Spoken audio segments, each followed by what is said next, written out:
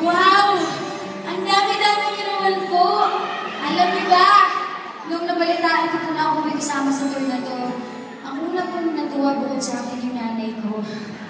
Kasi alam niyo mga kasama namin si Sir Chief. Gusto niyo magpicture nila ako. Actually, hindi ko pa napapicture na solo si Sir Chief kasi gwapo niya pala sa person.